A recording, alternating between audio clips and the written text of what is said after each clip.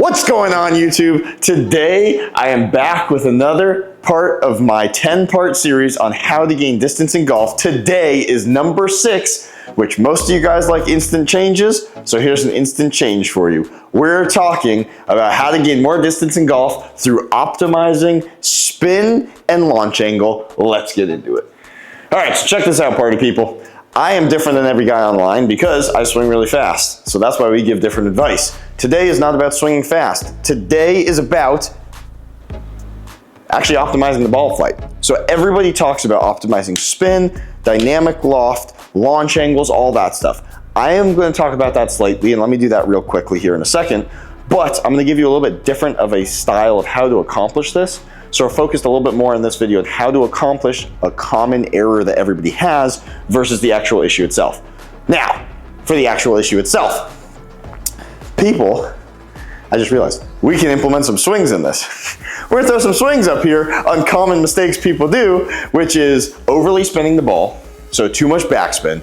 People get 4,000 RPMs of backspin, 3,500, 3,000. It's just killing your distance because the ball is spinning too much. People also swing from the outside of the golf ball, swipe across the golf ball, low smash factor, create a lot of spin, create a lot of side spin. Further to the sides you hit it, the less far it's gonna go. All of these things combined. Also, let's throw in low launch angles, also taking the ball out of the air so you're not optimizing carry distance.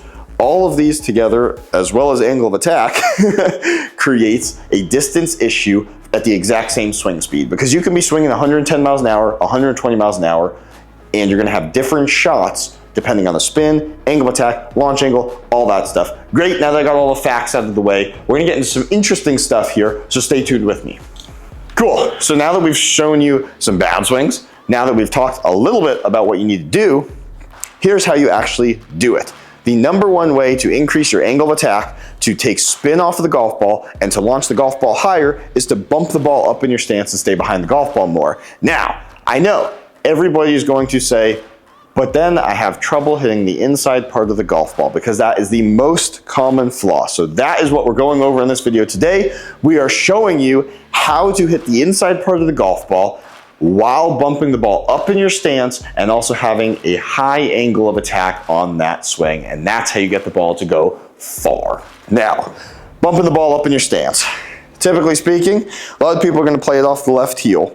Left heel is perfectly fine, but you can also, if you're struggling with angle of attack, bump it up off this left toe. Totally up to you, it just depends on where it's at. But a lot of people who do come from the outside part of the golf ball because they're struggling to hit the inside part of the golf ball will start bumping that ball back in their stance more. Now, the further back in your stance, the easier it is to hit the inside part of the golf ball, but it's hard to get an angle of attack that's actually swinging up on the golf ball. So you're gonna have a low launch. You're not gonna optimize the ball flight.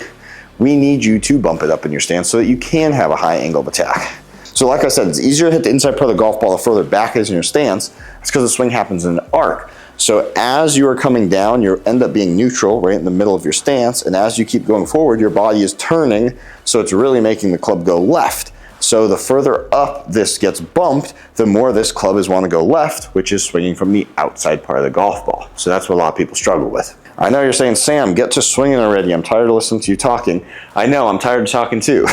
So let's get to some demoing. Bump that ball up in your stance. Naturally, that's going to make you come from outside the golf ball. How do you stay inside the golf ball with that?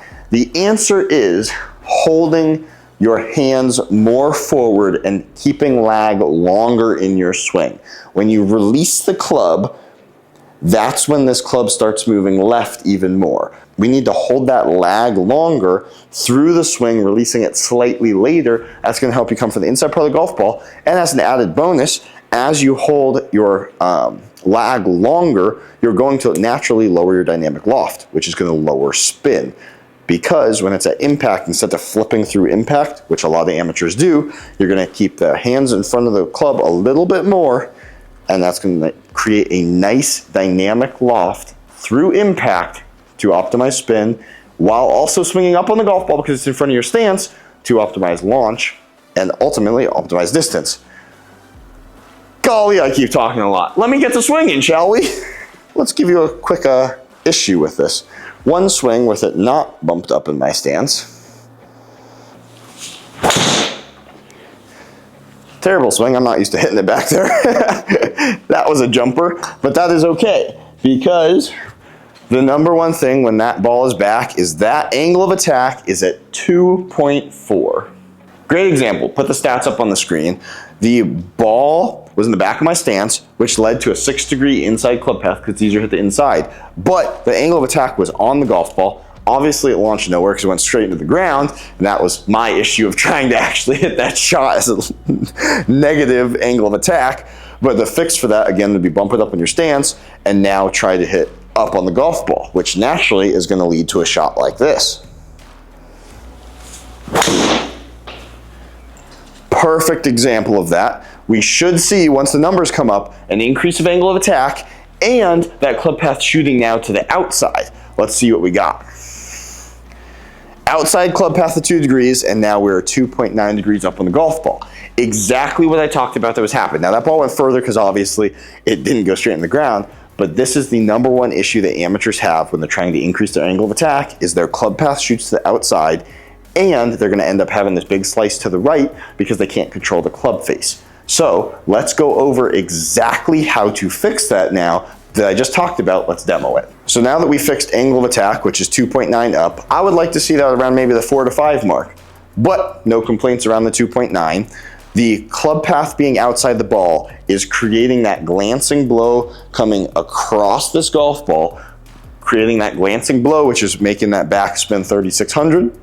Ball shoots out to the right, spins a lot and doesn't go very far. It went 297 yards. So let's try to fix that here. Keep that ball bumped up in the stance, but now we're gonna be swinging up on the golf ball, but also trying to hold that lag a little bit longer. So we're holding that angle through impact. You're gonna feel like your hands are reaching out and reaching out a little bit more towards second base, kind of like the second baseman in baseball, while also swinging up on it. So this is the feel that you have right here.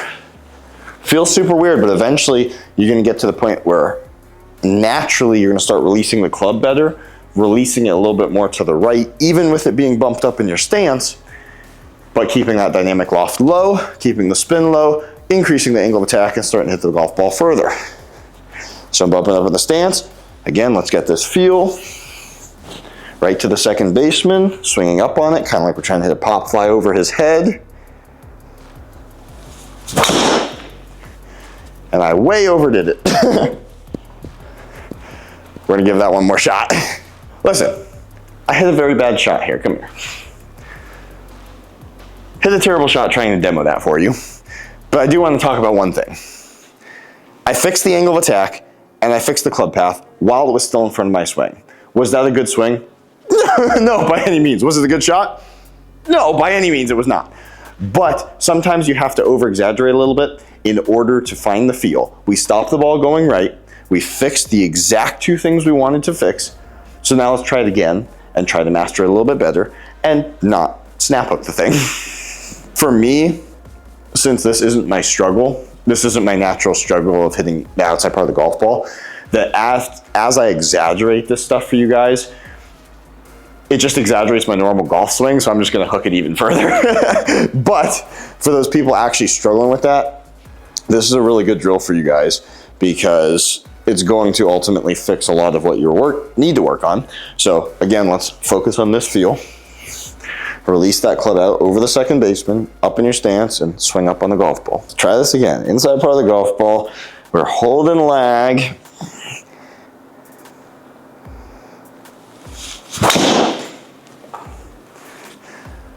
Overcorrected that.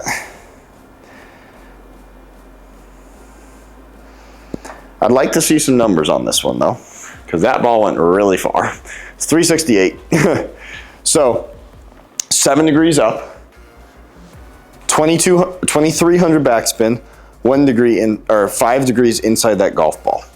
So that does show us a lot there. You can see right here, that ball launched way right because of the 5 degree inside club path, and it stayed right due to my club face not closing. But we fixed exactly what we were talking about, which was inside part of the golf ball, up angle of attack. That created a higher launch, that created less spin, and that created further distance. So a lot of those check the boxes. Now it's about repeating that process on the driving range so that you can actually master that feel and now create more accuracy. This naturally isn't something that's going to make you less accurate of a golfer. It'll actually make you more accurate of a golfer once you master it, just like any other swing change. It takes a little bit to start feeling it, but once it clicks, it's gonna be awesome and you're gonna start hitting the ball straighter and a lot further. Please forgive the poor accuracy and the poor golf today. It has been a while since I've hit A, this driver, and B, in the garage, because we're renovating stuff and we had to move everything to actually film this content. Let's try one more time, folks. Okay, get that up in the stance. We are focused on holding that lag up and to the right, over the second baseman's head. Get this inside the golf ball, up on the golf ball, low spin, and hit a bomb. There's a really nice swing right there. And we're gonna end on that one because that is straight as an arrow. 350 plus. So that is it for today, folks. This is a little bit different of a twist. I know I rambled in it. I apologize. I should have stayed on script, like we have scripts, but rambled a little bit. Need to focus on moving that golf ball up in your stance because ultimately that's going to increase your angle of attack. It's going to lower your spin, but you got to watch your club path when you're doing that. In order to do that, let's try holding the lag more, thinking that you're swinging towards the second baseman in baseball. Want to hit a pop fly over his head. That's going to help your dynamic loft. That's going to help your launch angle. It's going to help your spin. It's going to help your angle of attack, and ultimately going to help you hit the ball further. Now practice it because then you'll actually start hitting straight shots on the range and on the course. It takes a little bit. You'll end up mastering it and it'll be awesome. Really appreciate you guys staying with me for this one.